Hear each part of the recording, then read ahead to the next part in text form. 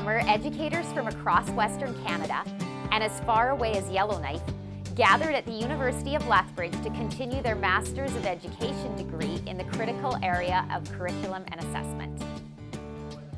In a classroom on campus at the University of Lethbridge, a cohort of experienced teachers meet to study, discuss, and develop strategies surrounding curriculum and assessment. The curriculum basically tells teachers what they're supposed to be teaching.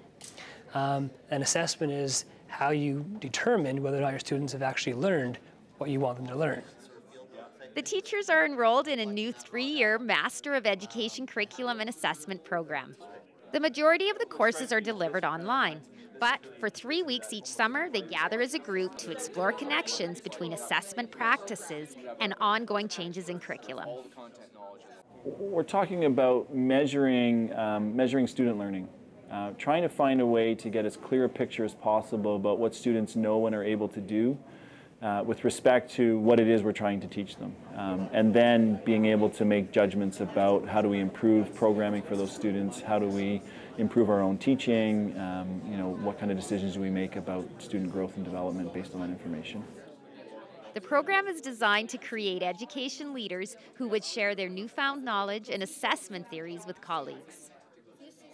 It is absolutely incredible to get together with the other 13 people of my cohort. We have people all the way from K to 12 taking this program. We have administrators, we have teachers, we have someone involved in the outreach program. So you have so many different contacts. And to actually be able to sit down with the person, see the different perspectives, and hear their stories about what's going on in their classroom is so motivating. I can't wait to go home and say, oh, I figured this out over the 3 weeks. Oh, I want to try this. And to take those new ideas back into my local context and apply them. And then if you're going to be a scientist. Teacher Jen Scott enrolled in this master's program to enhance her skills.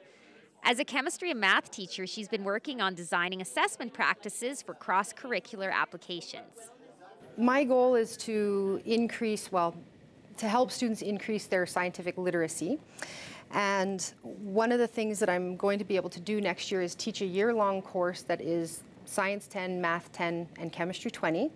And so this is actually almost all of the specific outcomes in those 3 courses. And I'm trying to right now put together an assessment, like a project that they can work on that will make them start thinking like this, interdisciplinary thinking instead of I'm in science class or I'm in math class, and just seeing the relevance of how they're related. So now we've done all the construct mapping work. As one of the developers of the program, Professor David Slomp says, these teachers understand the importance of staying on top of curriculum changes and assessment practices, and are showing leadership by taking on this demanding program. I have nothing but respect for these students. It's an enormous job being a teacher. Whenever you talk to teachers about professional development, the first thing you hear from them is there's so little time. And yet you see, these teachers who are well established in their fields, in their schools, they could coast if they chose to, but they choose not to, right? They choose to come here, they choose to dedicate an enormous amount of time and energy to growing themselves as professionals, to growing their practice. But there's also a real deep commitment to growing the system here in Alberta and helping to improve the system. And really that's what we're looking for with these students. We want students who have that broader vision, and are wanting to contribute to building the system here. And so far, we're pretty lucky. We've got some amazing students here.